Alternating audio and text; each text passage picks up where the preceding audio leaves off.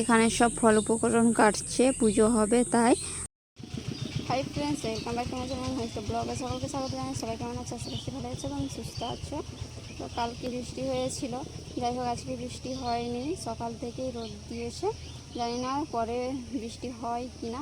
তোমরা ভাবছো যে আমি এরকম লুকটাতে ভিডিও করছি। তো আজকে আমাদের এখানে শীতলা মায়ের আম কাঁঠালের পুজো, তাই আমি পুজো দিতে যাব। আগের ভিডিওতে তোমাদেরকে দেখিয়েছিলাম পুজো দিতে গিয়েছিলাম, আর আমি পুজো থালা রেডি করে নিয়েছি, আর মন্দিরে ভক্ত এসেছে সেইগুলো তোমাদেরকে দেখাই। চলো, প্রথমেই চলে এলাম মায়ের কাছে, ভক্তরাও রয়েছে দেখতে পাচ্ছ। আমি পুজো দিতে যাব, সেই জন্য দক্ষিণা লাগবে, তাই আমি মায়ের কাছে চেয়ে নিচ্ছি। মা টাকাটা দিচ্ছে।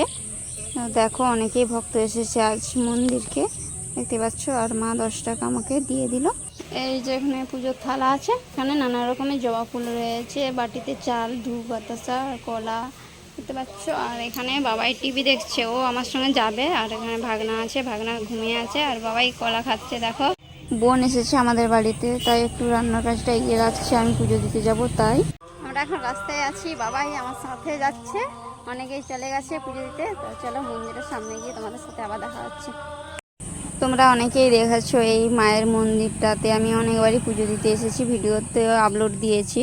তো দেখে নাও, যারা দেখোনি অবশ্যই দেখে লাইক কমেন্ট করবে, আর যারা দেখেছো তারাও কমেন্ট করবে, লাইক করবে। তো দেখো এখানে নাম লেখানো হচ্ছে। পুজোর থালাটা আমি রেখেছি, এখানে নাম লিখে দিচ্ছে। নাম লেখা হয়ে গেছে, বাবার নামটাই লিখিয়েছি। বাবার নামে আজকে পুজো দেব। তো দেখো পুজোর থালাটা আমি দিয়ে দেব। এখানে সব ফল উপকরণ কাটছে, পুজো হবে তাই। দেখতেই পাচ্ছ সব রকম ফল কাটছে সবাই মিলে। তো মায়ের মায়ের মূর্তিটা দেখে নাও, খুব সুন্দর দেখাচ্ছে, খুব সুন্দর সাজিয়েছে মাকে। এখানে সবাই আছে, এখনো পুজো আরম্ভ হয়নি, সকালে নীতি সেবার মতন হয়েছে। আর এখানে ঘর বসিয়ে পুজো হয়েছে দেখতে পাচ্ছ। অনেকেই এখনো আসেনি, পুজো শুরু হলে তখন আসবো। মন্দিরে পুজোটা দিয়ে এসেছি, আর আমি অল্প কিছু খেয়ে নিয়েছি, খুব খিদে পেয়েছিল। আর বোন অনেকটাই রান্নার কাজ এগিয়ে রেখেছে, তোমাদেরকে ওইটা দেখাবো। আজকে তো রান্না করতে নেই, মানে ভাত রাঁধতে নেই, সেই জন্য আমাদের লুচি, ঘুগনি, এই সকল ভালো মন্দ যা কিছু খাবার সব তৈরি হবে। বাড়িতে রেশনের আটা ছিল আর কিছু ময়দা এনেছিল, সেটা সেনে রেখেছে বোন। আর দেখো তোমাদেরকে দেখাচ্ছি, সেই জন্য কালো হয়ে মাছি বসে আছে। এখানে ঘুগনি হয়ে গেছে দেখতে পাচ্ছ, বোন এটা করে নিয়েছে।